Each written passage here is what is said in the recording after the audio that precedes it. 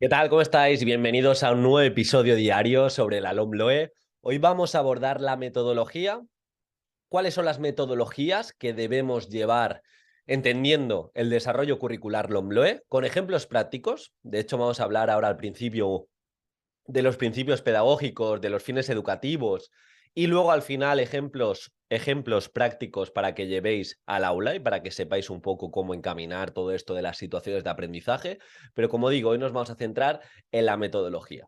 Para entender bien esto, yo recomiendo, ya hemos hablado de los elementos curriculares, hemos hablado del perfil de salida, de los descriptores operativos, ayer hubo una pequeña crítica al respecto, pero tenemos que ir a los primeros artículos del Real Decreto Estatal y entender los fines, tanto si es de infantil, primaria y secundaria, pues el fin, que eso sería como el resumen de las metodologías, de lo que se espera que el alumnado sepa cuando acabe la educación primaria o cuando acabe la etapa pertinente. Por ejemplo, la finalidad de la educación en el artículo 4 define: la finalidad de la educación primaria es facilitar al alumnado los aprendizajes de la expresión y comprensión oral, la lectura, la escritura, el cálculo, las habilidades lógicas, la adquisición de nociones básicas de cultura, el hábito de convivencia, como el de estudio y trabajo, el sentido artístico, la creatividad. Al final son una serie de elementos transversales que, independientemente de todas las asignaturas, los tenemos que trabajar. ¿Eso en qué se concreta? Pues se va a concretar y se va a ver en el artículo 6, en los principios pedagógicos. Y de igual manera en secundaria, pues lo tendremos, por así decirlo, un poquito más concreto. Nos habla de lograr que los alumnos y alumnas adquieran los elementos básicos de cultura, aspecto humanístico, artístico, científico-tecnológico. También nos habla de hábitos de estudio. Aquí cobraría verdadera importancia, perdón, el tema de buenas estrategias de estudio, buenas estrategias de aprendizaje, técnicas de estudio que según la psicología cognitiva funcionan mejor.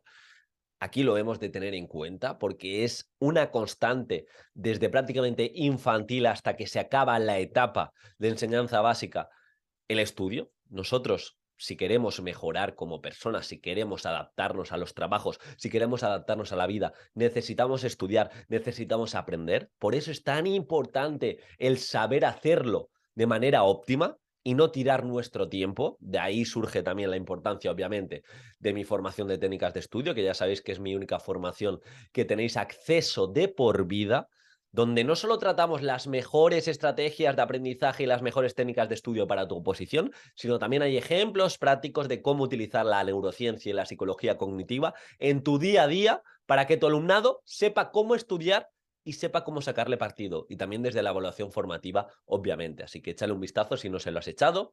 Dentro de preparadoredufis.com tienes esa formación de técnicas de estudio. Volviendo al vídeo como tal.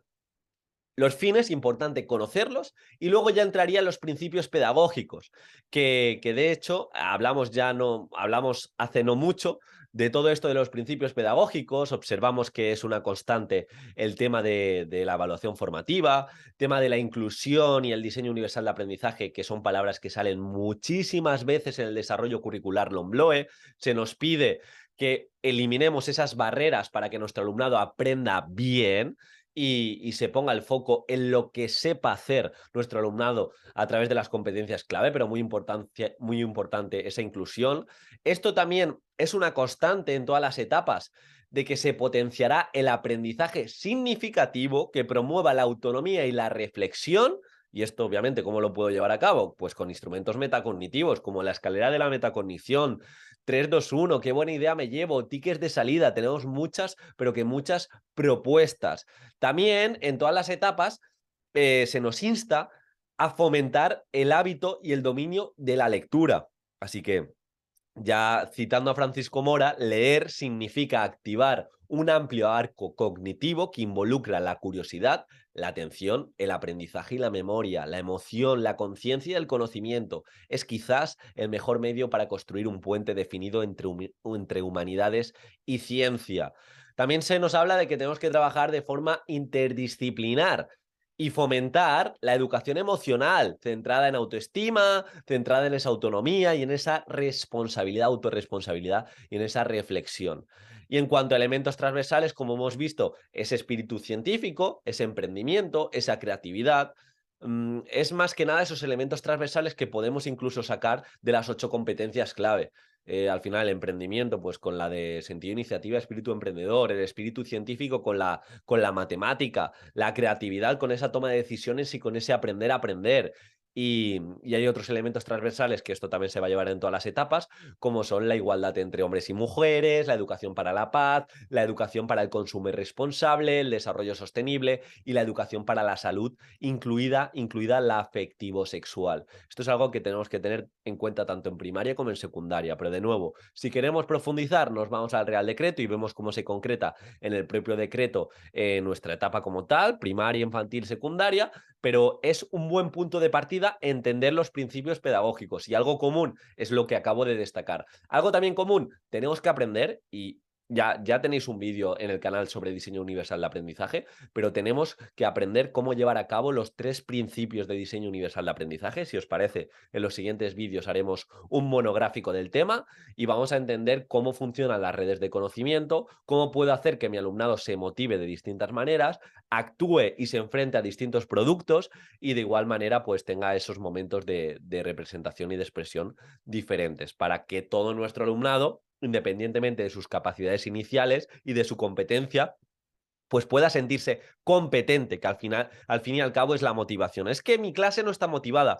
O en muchas ocasiones la motivación surge de que hay parte de nuestro alumnado, hay un porcentaje pequeño, que piensa que no va a poder conseguir o no va a poder alcanzar esos objetivos que proponemos. Entonces es algo que hemos de tener en cuenta. Y también un principio común de todas las etapas es que en estos principios pedagógicos nos sale que para fomentar la integración de las competencias trabajadas, de esas competencias clave, se dedicará un tiempo del horario lectivo a la realización de proyectos significativos y relevantes y a la resolución colaborativa de problemas, reforzando la autoestima, la autonomía, la reflexión y la responsabilidad. Nos habla de trabajo por proyectos, de trabajos sociales, y ahora es la segunda parte de esta propuesta. ¿Todo esto cómo lo lleva a cabo? Pues obviamente con metodologías activas, como hablamos en el último vídeo de la crítica social. Podemos producir alguna obra artística, cuento, teatro, música, película. Yo aquí recomiendo todo el tema del teatro, independientemente de la asignatura, porque desarrollamos esas funciones ejecutivas del cerebro, que son las que nos diferencian de cualquier otro ser. Al final el ser humano es el único que tiene estas funciones ejecutivas. Intentamos también que dentro de lo posible practicar en algún proyecto social de centro, en practicar en algún proyecto con alguna asociación colindante para que nuestro alumnado le vea esa relevancia a lo que proponemos. También de igual manera desarrollar ese pensamiento crítico frente a todos los inputs que tienen en su día a día nuestro alumnado. Ya os comenté que dentro de la formación de metodologías activas pues tenéis un proyecto de cómo llevé a cabo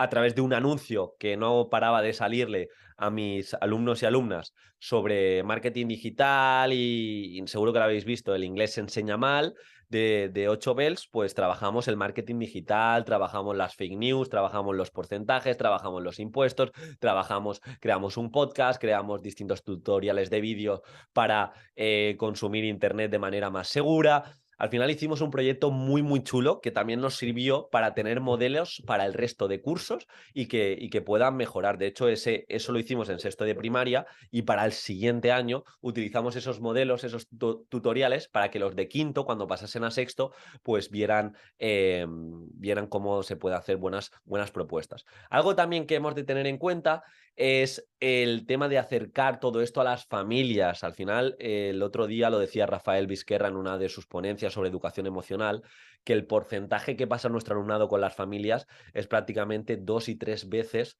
por encima del que pasa en nuestro colegio, en nuestro instituto. Entonces es importante acercar lo que hacemos, que se dé esa continuidad fuera del horario escolar.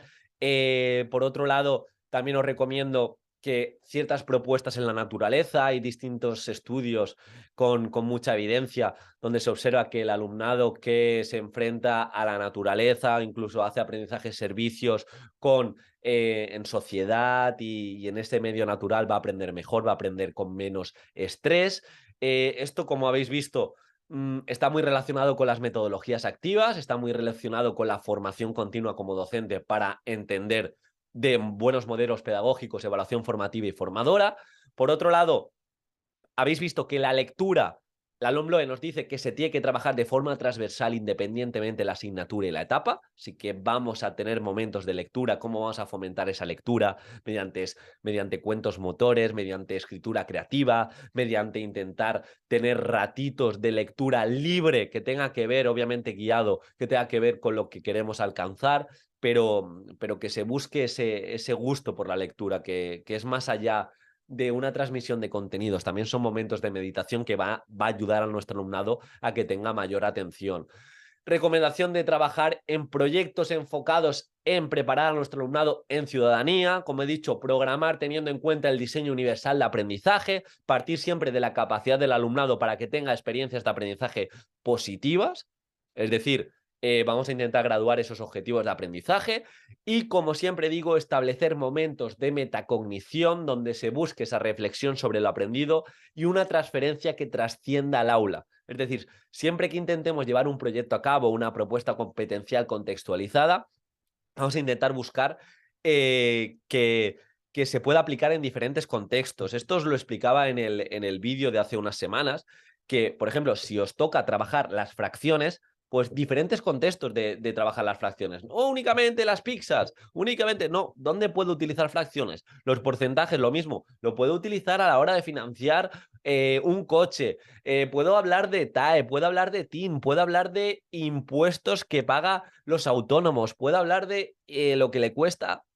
Puedo hablar de muchísimas cosas. Cuanta más aplicación y más contextos, ese aprendizaje va a perdurar más en la memoria de nuestro alumnado y va a ser más significativo, que es lo que buscamos. De hecho, es un elemento transversal que hemos de tener en cuenta como docentes, que el aprendizaje sea significativo y muchas veces, ¿cómo? Pues utilizando momentos de reflexión, intentando que esas pruebas competenciales o esos productos que lleven a cabo nuestros alumnos tengan diferentes contextos de aplicación y se dé esa relación y esa funcionalidad, que nuestro alumnado sepa dónde puede aplicar todo esto. Y como he dicho, trabajar las emociones y el sentimiento de autoeficacia.